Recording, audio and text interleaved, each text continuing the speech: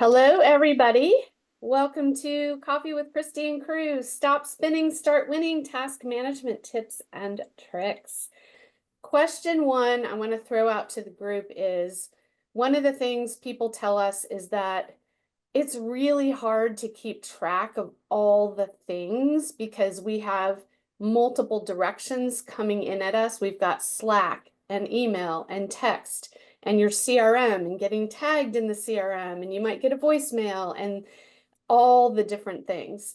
So how are you personally keeping track of everything without losing your mind?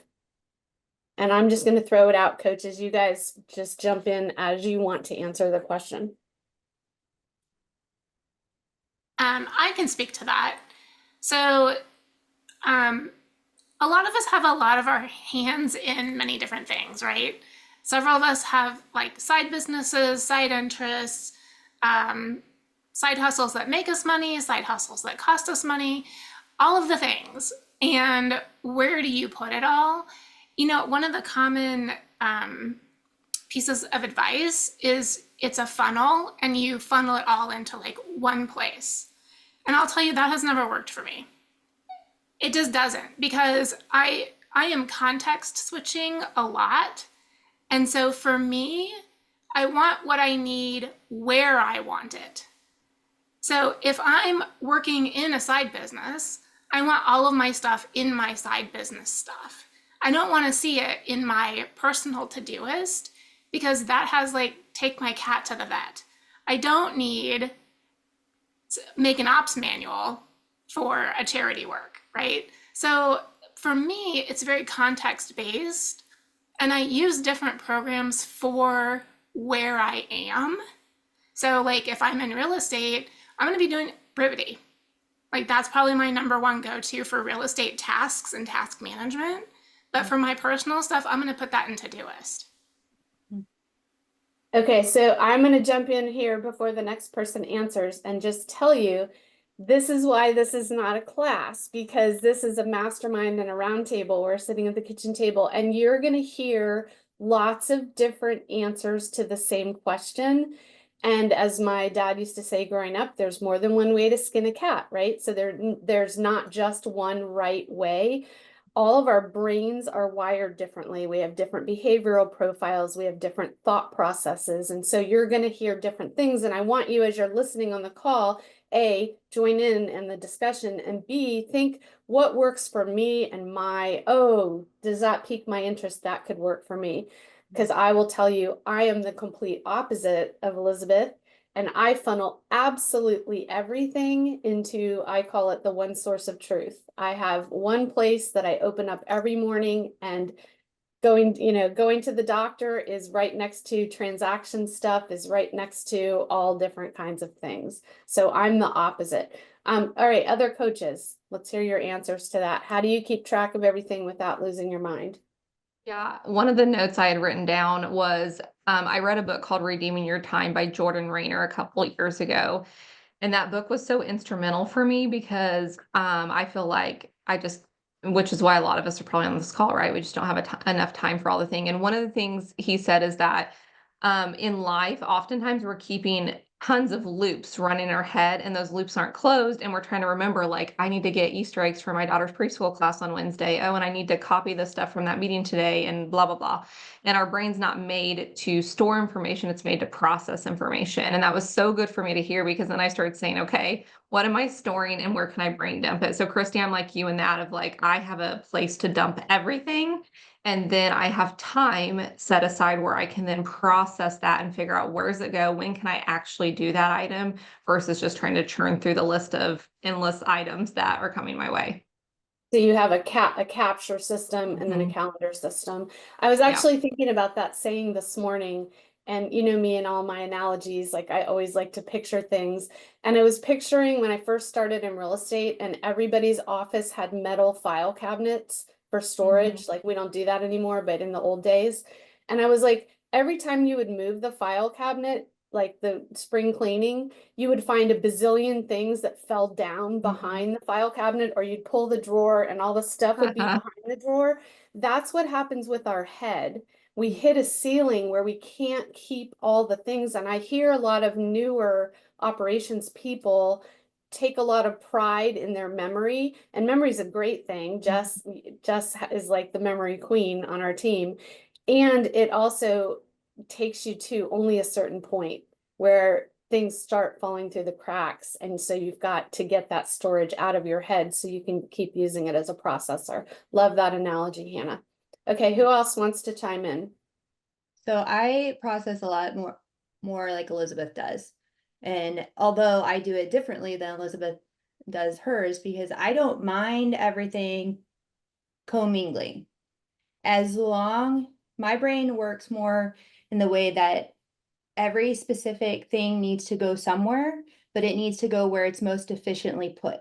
So if that is in my calendar, and my calendar has a mix of my personal stuff and work stuff and 501c3 stuff, it's all in that calendar. If that's in different emails, it's in different emails.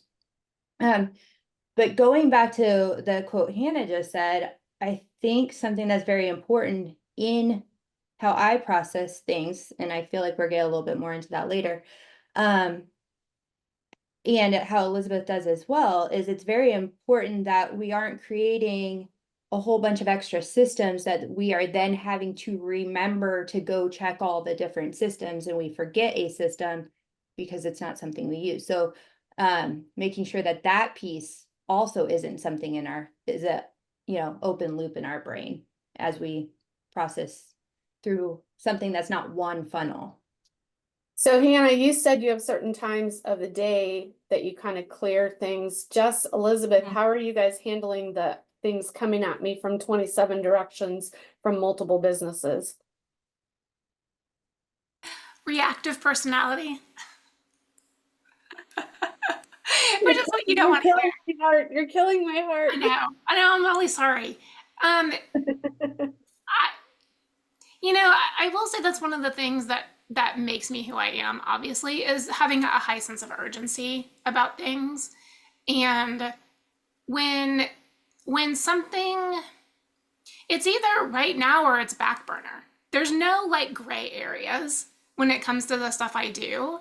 So if it's a back burner, I have it on a task list. I have it on a do sometime today list. Anything else like is a right now that if somebody reaches out to me and says, hey, there's a fire, I need your help, I can do that because everything else is a non-urgent activity. And when I say it's non-urgent, I don't mean it's not important. I mean, it doesn't have to be done right this second like a fire does. And that it lives somewhere. It does not live in my brain.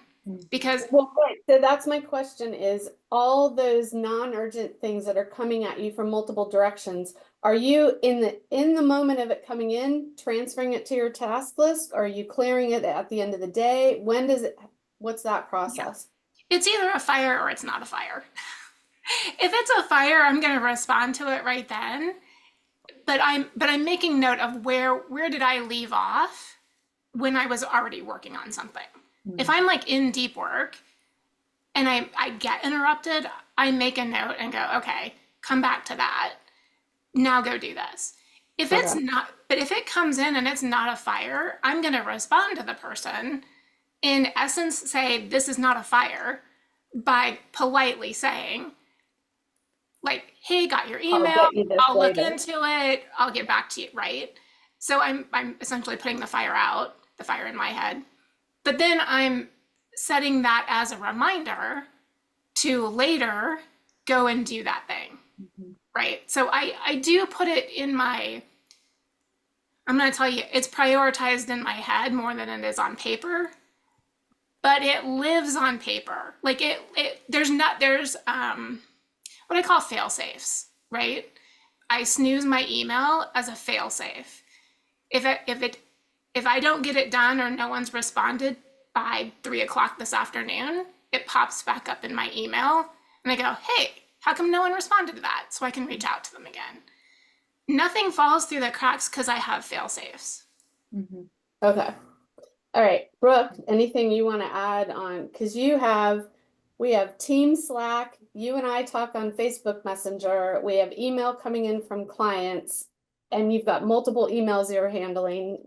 Tell me how do you keep track of everything? Yeah. Before I forget, I was thinking as Elizabeth was talking, I have a simple rule, which is that if I'm in deep focus and something comes in, I'm not going to respond and react to it, but I will just take a note to go to that after I'm done with my focus period. And then if I'm not in a focus period, if it's something under 2 minutes that it's going to take me to do, I go do that action immediately. Otherwise, it's getting captured in my one tool. And that's if it's an email that takes over 2 minutes to complete the action in the email, if it's a message that takes over 2 minutes, if it's, something that's popped up in the CRM, everything gets captured if it's over 2 minutes for me. And the way that I review that is start up at the beginning of every day, and then my wrap up at the end of every day. I'm reviewing my list. Okay, and that's from GTD, right? Getting things done. I think the GTD. Essentially. That's part of the GTD. I'm a little bit out of that box, but essentially. Yeah. Okay. So I think we all have different things. I typically will very similar. If I'm in focus work, I just throw a jot on a piece of paper, literally, until I'm done with the focus work.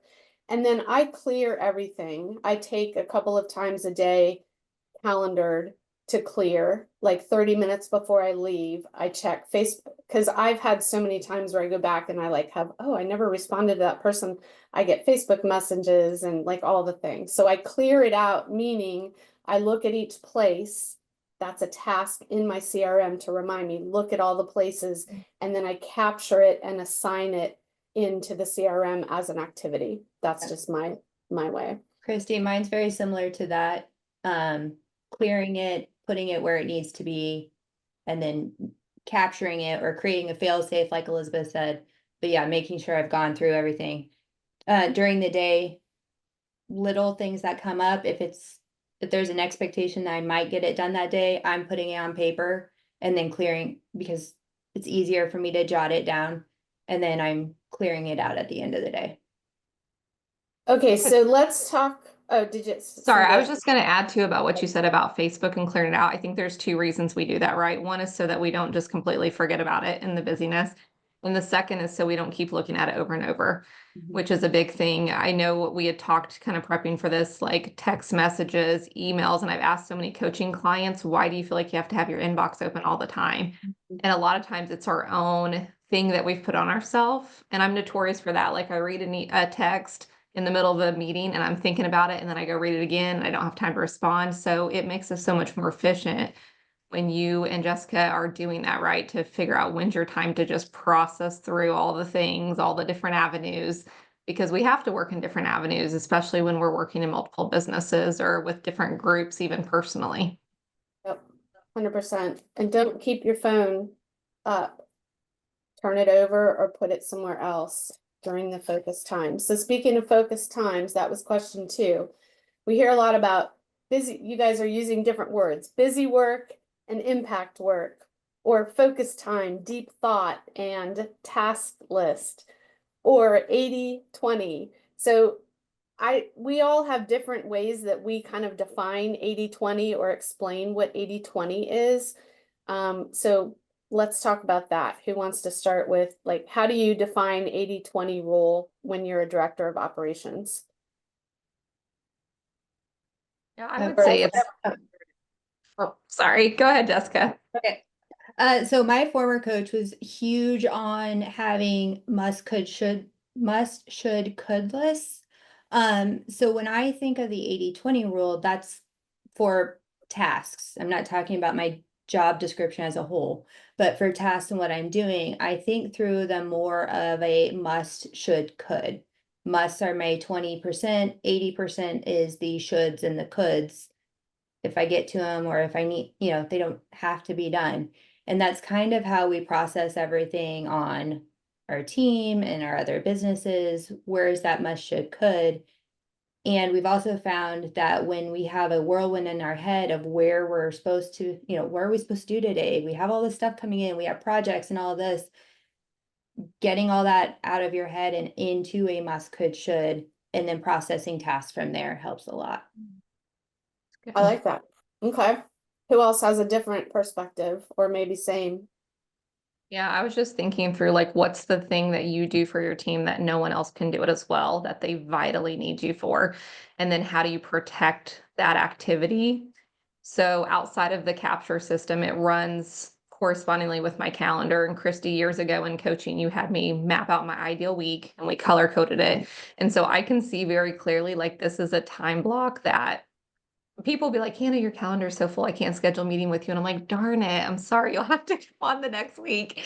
But secretly, I'm like, that's a time block for whatever activity I believe the team needs me for that I have to protect. And then my capture system will say, okay, during that time, what's the things you need to be doing with that? Okay. Who else? How do you think of 80-20? How do I figure out the 80-20 when I'm a director of ops or an EA or COO or whatever it is? A super simple way that I think about it that helps me look at each task and kind of identify is my 20% is when I'm working on the business and my 80% is when I'm working in the business. And that is just a quick, easy way. What is this task? Am I in or on the business with this? Same. I mean, it's usually the big projects, because projects are almost always on the business. The day-to-day stuff, the responding to emails, that's always in the business. That's how it's always been for me. And so yeah, any projects that I have had huge time blocks, like 3 hours to work on the CRM, that kind of stuff. And that lived in my calendar.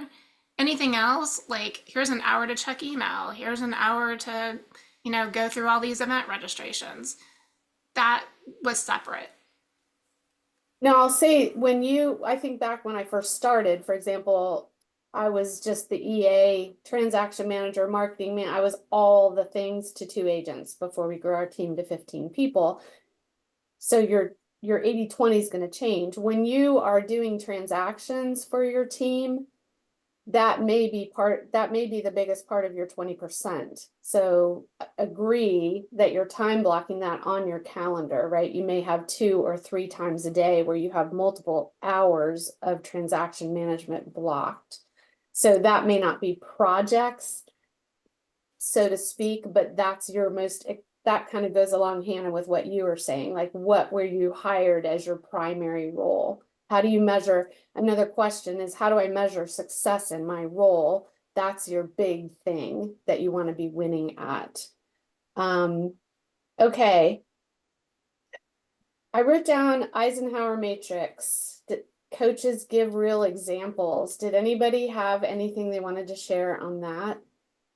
Either what the Eisenhower matrix is or what a real example of that would be. Yep. I use the oh, go ahead. Say, Elizabeth, it's what you were talking about earlier, Yeah. right? With the urgent. Everything is urgent. When you have a Rainmaker, everything is urgent to them too.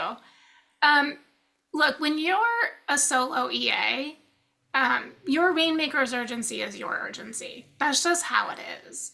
And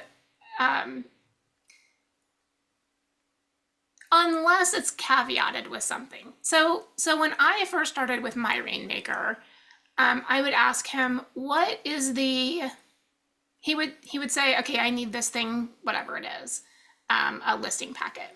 Okay, great. When do you need that by? Well, if he said my listing appointment's tonight at 6 and it's 11 o'clock, I've got some time. He just needs it before he leaves the office.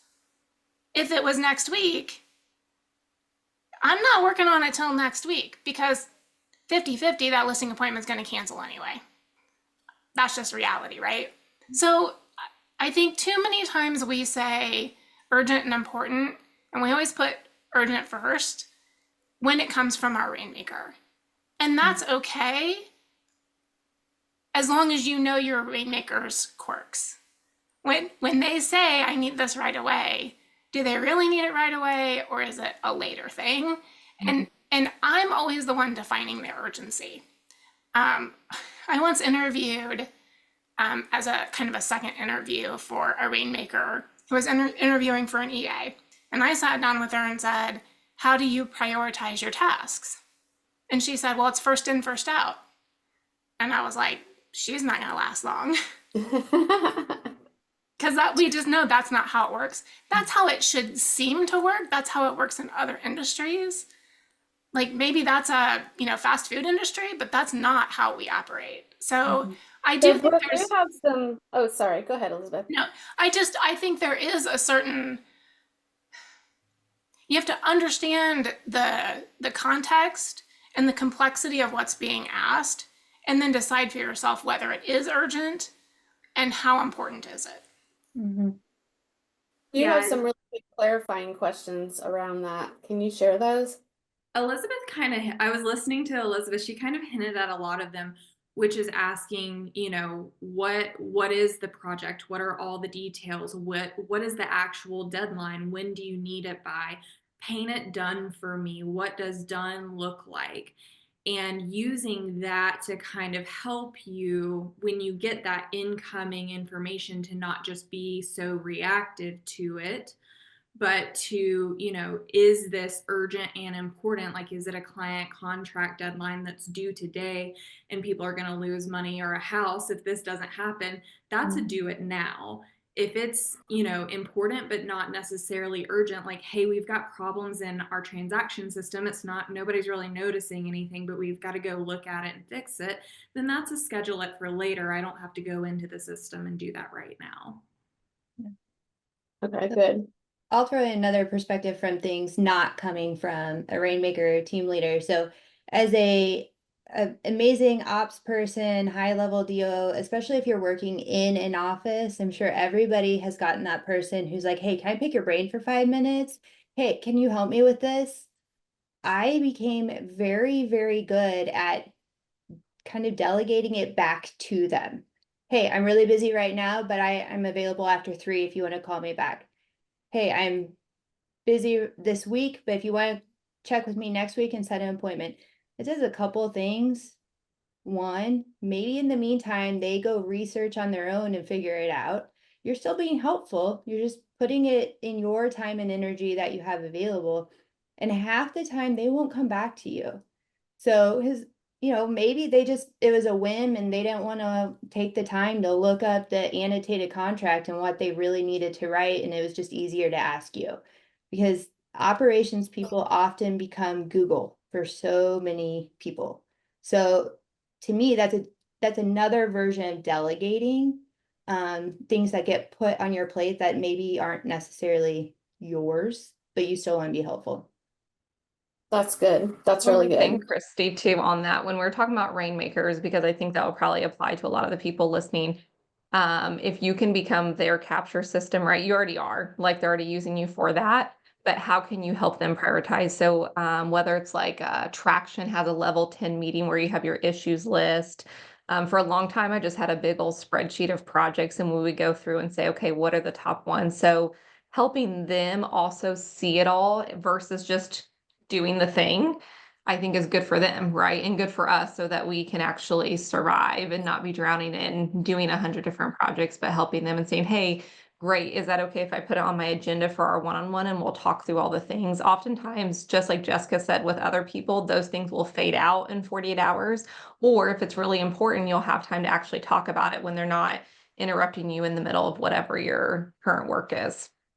I think that's a mistake that every new EA/DOO makes is Rainmaker has a million ideas. Rainmaker comes in, they talk about all the great ideas. DOO is like, I can do this. I can make this happen. A week later, here's all the things we're going to do this. And they're like, oh yeah, we're not going to do that anymore. Right. So I think there's value in a pause. Also, your capture gives a pause and a step back of perspective to decide really what is urgent, what is important, and which is neither, right? So, okay, let's talk about another question we got. A big struggle is knowing when when to do tasks versus just adding them to a never-ending list. How are you processing and scheduling tasks? How are you processing and scheduling focus time or working on the business in the business? What does all of that look like for you? What tips do you have around that?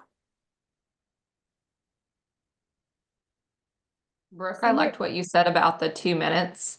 I remember Stephanie Brackett saying that years ago about emails, right? Do you handle them now? Do you handle them later? So whether it's a 2 minute or 5 minute rule, I think that's a good one. And budgeting when you're looking at your schedule, whenever I'm talking to someone about time blocking, I'm always like, don't time block the whole day or have a buffer period so that you can say, yes, I'm handling all those miscellaneous things that come up that I can get through today, even if they're not the most important item, but they help the business continue on.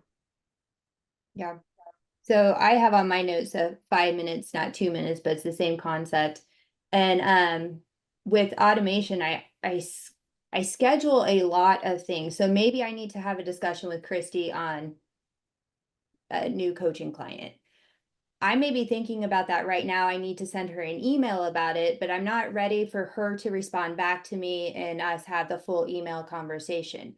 But it's in my head. So I will go ahead and type the email out because that's going to take 2 minutes. And then I schedule the email to go to Christy when I'm for a time that I'm ready and I have space to have that conversation. I do the same thing with text messages, Slack messages, pretty much any type form of communication that I can schedule. Of that. I'll jump in here with the 80-20. I block calendar time for my 20%. So it'll be very specific. It'll be work on the content for this or meet with so-and-so about the retreat or whatever that in my 20%. My lead gen time, for example, is blocked as lead gen time. On my calendar, I don't put all the tasks and the to-dos that I have to do because there's a lot of all the blah, blah, blah that we all have, right? So I see people when they start time blocking sometimes want to put specifically what they're going to be working on in each hour of the day.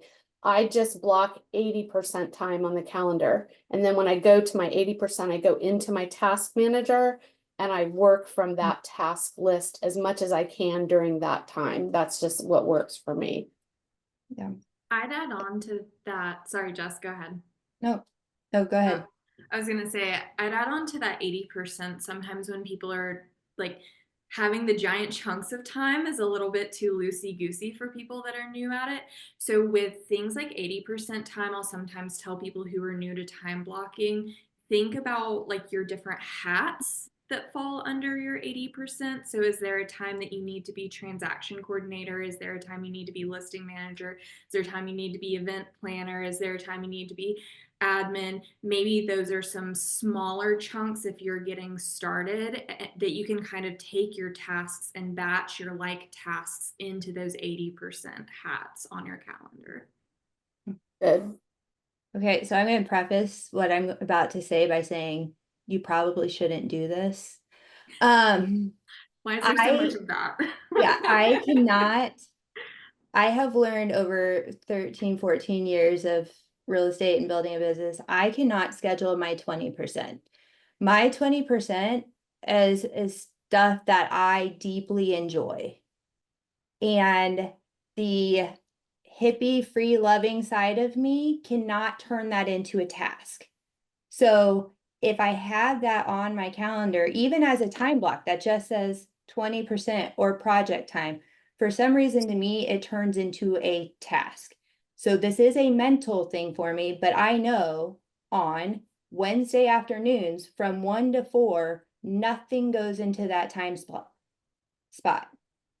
So I know that, but on my calendar, it shows free space because my artistic like brain needs free space.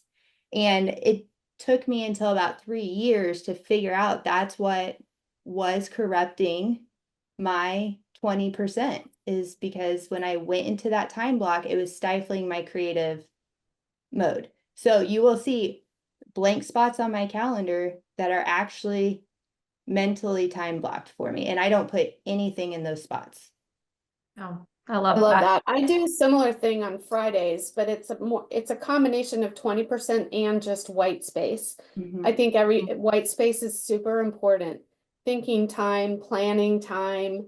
I probably spend a couple hours on Friday just planning my 411 Mhm. and my next week, which feels like a luxury and a lot of time.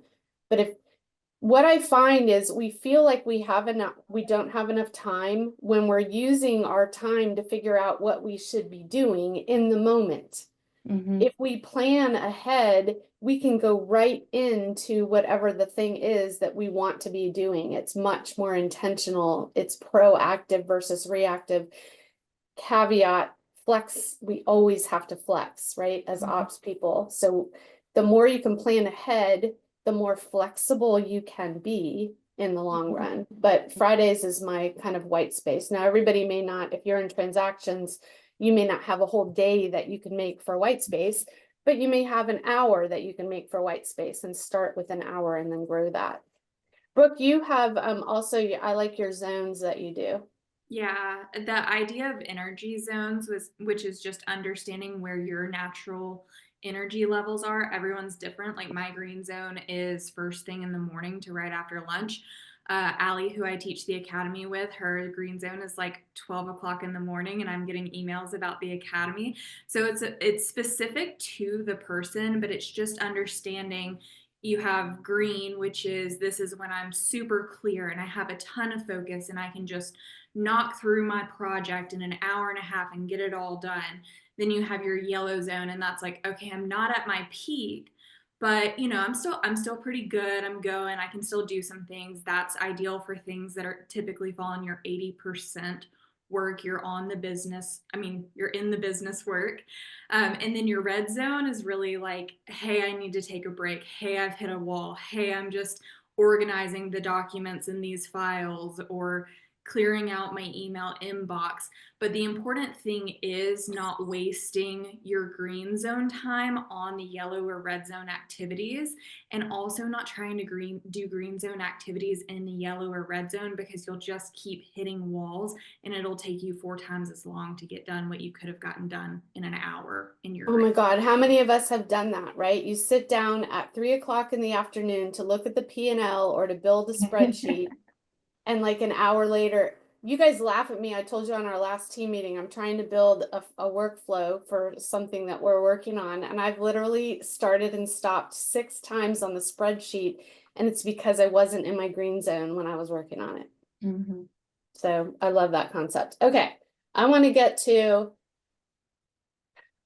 what system are you using? And then maybe like we can, I need to make you guys co-hosts. If anybody wants to share and show a little bit about what a peek into your systems. Let me make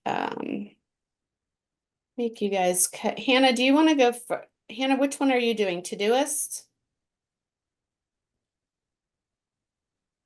Do that. So show us kind of like, now I want to caveat this with, this is not necessarily transaction management. Today we're talking about task management, all the stuff that comes from all the directions. Now the system may also be able to do or transaction management, but we're focused on task management here. Okay, so Hannah, take it away. All right, so I've been using Todoist for, I don't know, 4 or 5 years. And so how the system works is you can dump it, any information in, you can dump it in an app, which I love because at nighttime when you're laying in bed thinking of things, great. It integrates with Gmail, so you can send emails over, which I'll show you an example of that in a second. Or you can just type it in here, right? So it all lands in the inbox, and I left a couple things in here this morning. So last night I remembered for a client event, I forgot to confirm the location. So I dumped that in here. And so you can go in and you can put it into the project that you want. So I can say, I want to put that into marketing, and I can schedule it for whatever day I want it to appear. So I'm going to put it for today. And then from there, you can also add priorities. And so the role Todoist has a lot of internal training, but the role is kind of like no more than 3 big projects per day. And this you can wrap in with the other conversations we've had today. My yellow is always my ticky-tack stuff that I need to do it on a certain date, but it maybe takes me just a few minutes to do. And then blue's like, I need to get to that. I may or may not and can reschedule. And that's it. So hang on, I'm trying to move our Zoom thing here. From there, you can create filters. So when we were talking about putting everything in one place, every day I need to know what I need to do for work, and I need to know what I need to do for personal. So we have rental properties. I'm a mom. I volunteer at church. And so you can see, like, I need to get pest control for our rental property. I need to get eggs for my daughter's class, send my sister a birthday card. So I have those, and I just kind of have in my habits each day that whether it's after the workday or my lunch break, I'm working through my personal to-do list. That helps to get rid of that pile of papers that's probably on your desk from mail and school and whatever else may be. The other piece that I like, so this is my activities for the day. You see the ones that have an underline. These are hyperlinked back to an email, so I can click on it and open that email back up. And you can also create reoccurring tasks. So I'm really bad at checking Slack for our coaches chat. And Christy had said once, why don't you schedule a reminder? So every day I have a reminder in here under my ticky-tack yellow to check Slack, Facebook, Instagram. And then I can check that off. So that's just done during my time. You have projects. So if you think of bulletin boards, when I do my one-on-ones with the agents, I have boards for each of them. So those don't have dates assigned, but it's a good place I can dump, like, hey, I want to talk to Bob about this in our next meeting. If they give me goals that they have, this is their bulletin board that I keep, and I pull this up when I have meetings with any of my team members. The other thing is you can collaborate on projects. So you can see I have everything, my reading list, my things I want list that I share with my husband of, like, here's presents to buy me, house projects, you name it. But we have this one shared board that we had created for the team, just kind of as our dumping ground for everybody. And so that's another way for you to think about it. Is there something that you want to collaborate with another person on? Actually do my agent onboarding within this platform, because I add them to the board and then I assign the task and I give them the deadline of when I want them to complete it. And it emails me when those tasks are checked off, or they can write a question back and say, hey, the link's not working, or I didn't understand this. So it's very collaborative as a function. And that's it. Is that good, Christy? Love it. That's Okay. beautiful. You guys, as you're listening, if you have questions about anything, feel free to type them in the chat. All right, who wants to take the next show us what you do? Elizabeth? Sure. All right, so remember, I do context, right? So I don't have one place that I do everything in. So I'm going to show you a couple of different ones that are, this just works so well for my brain. I'm in Gmail a lot, as I'm assuming a lot of us are. And so that's why Google Tasks and Google Keep are like my go-tos. So let me share my screen.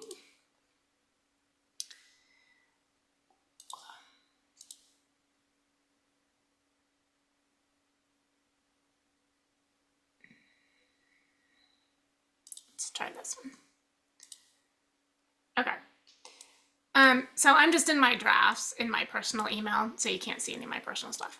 But what you can see over here on the right-hand side, this is like I'm in and out of this all the time. So the tasks, and I just set this up as an example, any email that you have, you can turn into a task and add it to any of your task lists. So I have a couple of different lists just in my personal email, which is my just personal task list, and then a parking lot for stuff that I want to save for later, ideas for later, right? We all have these lists. It's just a list. So don't necessarily think of them as tasks as much as this could be a list for anything. This could be a list of people you need to talk to. So if you have people on your team, you can create a separate task list of questions you want to ask that person when you meet with them, which is super easy. Like I said, any email you can turn into a task. Here's an email that I saved because I have to check back on this. So I wanted to put it on my task list to check back for later. The other thing I like about this is Google Keep. And I keep like a shopping list. Like my husband and I share a shopping list. So anything I think of, we throw it on the shopping list. TV shows that we're watching. Like I need to keep track of this stuff because let's face it, we're ops bosses. We need to keep track of all the things we're doing. And then the other thing that I like outside of Google, because I do love Google, is Monday.com. And I'm not sure you can see that. Can you see my Yes. Monday board? Okay, fantastic. So again, I just made this as an example. How I use this for work is quite different because this is designed for teams. This is designed for you to be able to share this with, I think the minimum is 3. Like I can do it with 1 and it's limited capability with 1 person.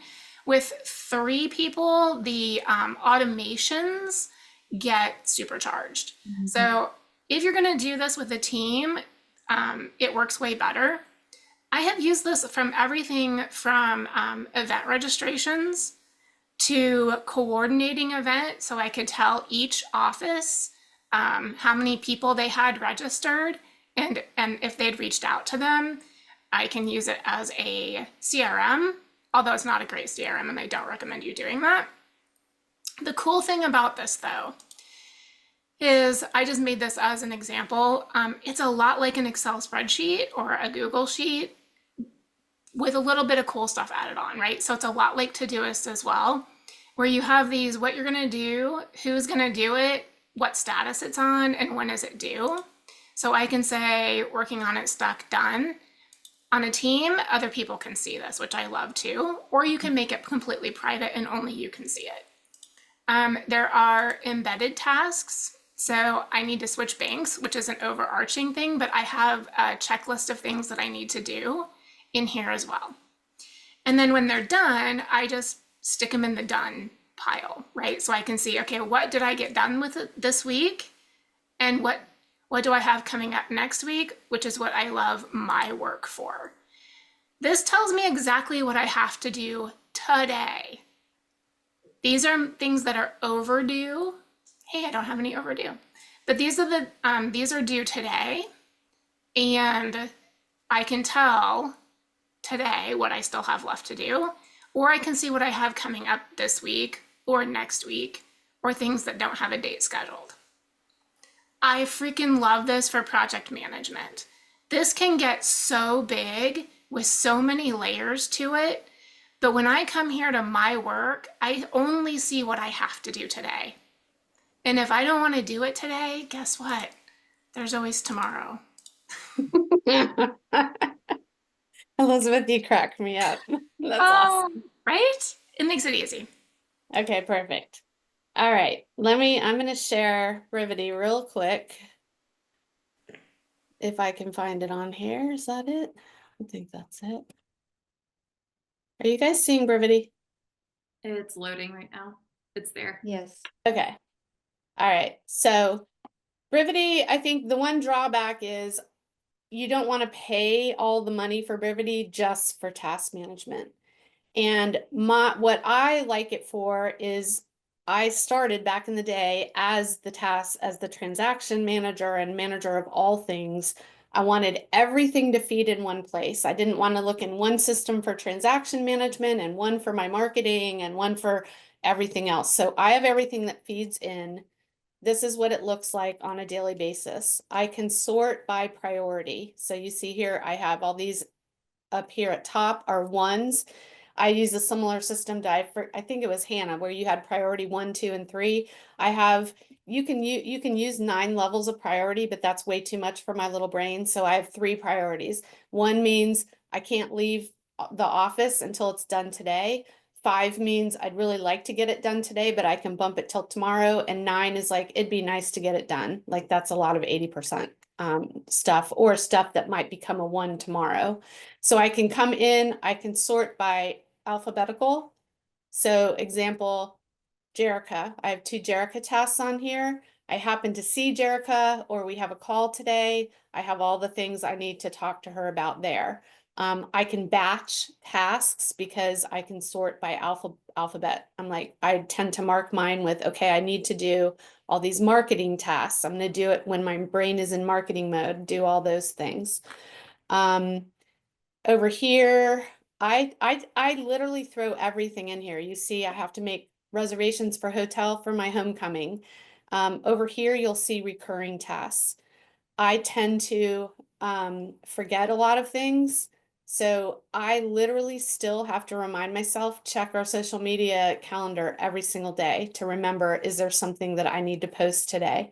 Or check and wipe my calendar from all the spots where information is coming in.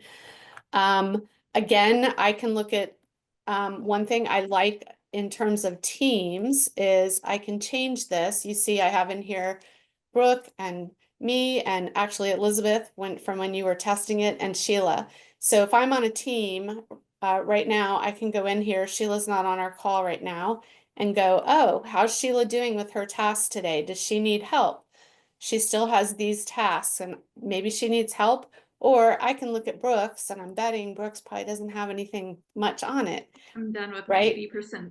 I was going to say Brooke is in her red zone, so I know, but if I look on here and it's the afternoon and I see something that's in her green zone, it's still not marked done, I'm going to reach out and go, "Hey, let's collaborate and can we figure this out?" So I like this for team. Brooke, is there anything else you would want to say on Brivity? I know you think don't love it. There's some things you love and some things you don't. Yeah. I think you covered most of it. I did want to say what Christy said about the 159 earlier is also just a great way to communicate with your leader of, is this a one, it has to be done by the time I leave the office today? Is this a 5, needs to be done in the next couple of days, ideally this week? Or is this a 9, can it be done sometime in the next couple of weeks? That's a great communication tool right there. Okay, perfect. Jess, did you want to share? Yeah, I'm going to share something a little bit different. So let me pull this over here. I knew you guys would have great programs and similar to what I use. So I'm going to share email. I can screen share here.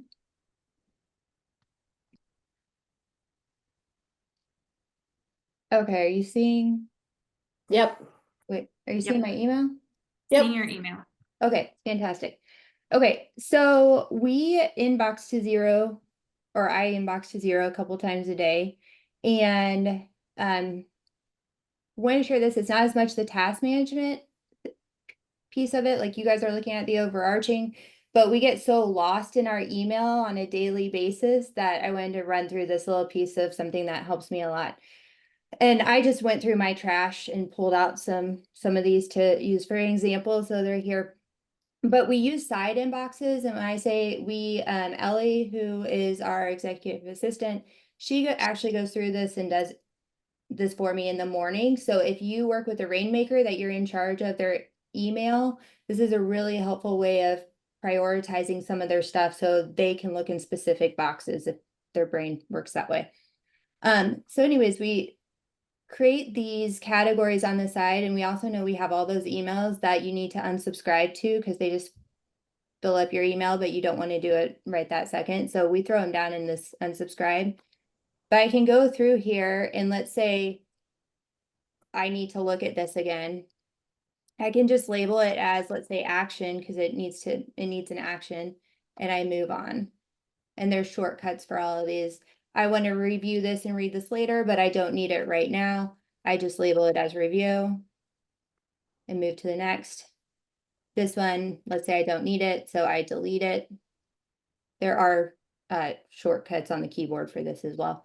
This one, let's say it's top priority. I need to get it done. So top priority to me would be those 2-minute things. I'm not going to respond right at this moment, but I'm going to go through, batch all my emails, and then come back to my priorities. And then just go through them. And I can quickly go through, let's say that one needs action. I can quickly go through my whole entire email inbox, say, okay, I don't care about the Zoom call link anymore, so I'm going to delete that. And that, maybe I just need to possibly review it later.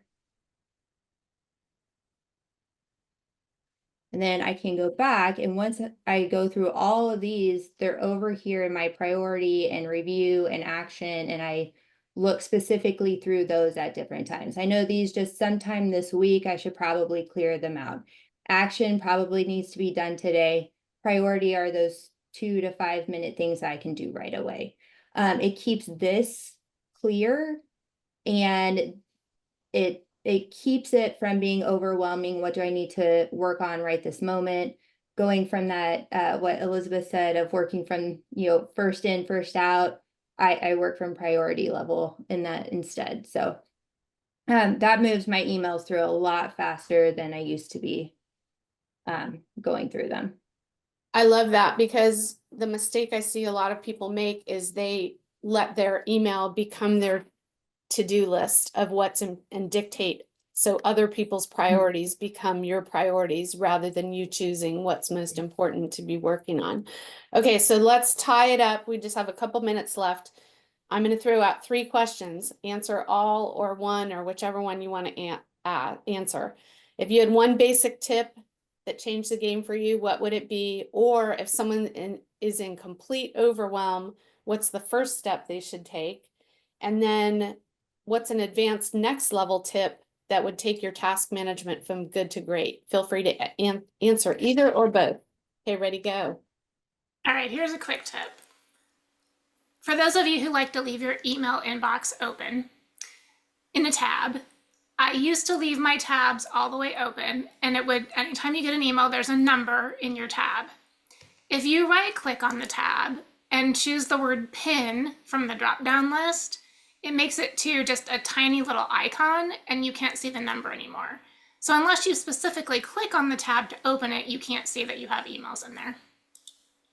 Okay, there's a good distraction tip. Who's next? This might seem basic and maybe lots of people do it, but outside the ops world, I don't see it on your cell phone. Working with the focuses, I think, is really important to spend a little time doing. So I have some focuses for when I just want to hear from certain coworkers, some for my blocks when I don't want to talk to anyone, and then my evening time. So if you have coworkers, agents, maybe that call you at certain hours, how do you get those to not buzz? Because that will also just help you on that refresh mode so that you're ready to go for the next day as well. Love that. Who else? I schedule so many text messages, and I've done it for years, and it's amazing. I am not a people person. I don't naturally remember birthdays, anniversaries to tell someone congratulations on things. It just doesn't format in my brain as much. So when they say something to me, oh, my birthday is next Wednesday, I will schedule a text message that day that says happy birthday for next week, or congrats on, if I know they're going to win something, I'll schedule that text message right then. And they think I'm super peoply, which, I mean, I do care about people. It's just, my brain Jessica is a little systems different. are sexy. Yes. And so that also works with tasks, and if I need to reach out to ask questions or whatnot as well. And or I think of something at 9 o'clock at night that I need to ask somebody, I'll schedule all those texts. Love it. Brooke?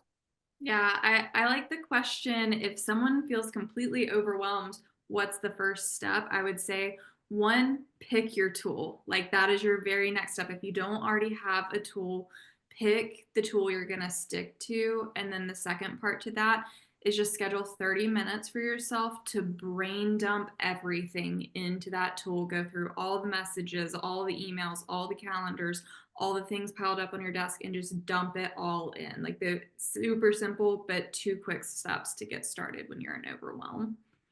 Love that. And I would just add, I was just going to say, I'll just add to that it's going to feel like you're slowing down when you move into a high level task management mode. It's going to feel like you're defeating the purpose. I need to save more time. I don't have enough time. And now this thing is taking more time. Push through that. Give yourself a time frame. Like, it's not going to take a week. It might take you to go through a month of doing some of the things. And as you heard all these different tips, there's no right way, right? Figure out what works for you and start slowly with one thing. Don't start time blocking and task assigning and doing all the things because you're going to sabotage yourself. One thing over time and then stack it up. Jess?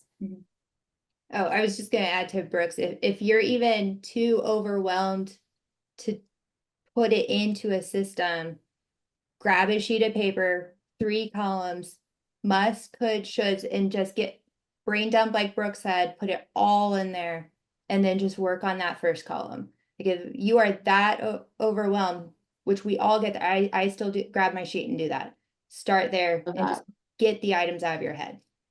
I love that. That's awesome. Action cures anxiety, right? Carrying things in your head creates anxiety. Once you get it down and captured somewhere, that's you moving into action and the anxiety will go away. It doesn't mean it's easy all the time. We're all really overwhelmed, but thank you guys so much. Thank you for joining us, coaches. Thank you for all of your wisdom. And next month, Coffee with Christy, we have a special guest who's going to be talking about how to build pay-per-click ad campaigns. So I'm super excited about that. So you can join us and hope to see you guys in group coaching, one-on-one coaching, or in our upcoming classes in May, and have a great rest of the week.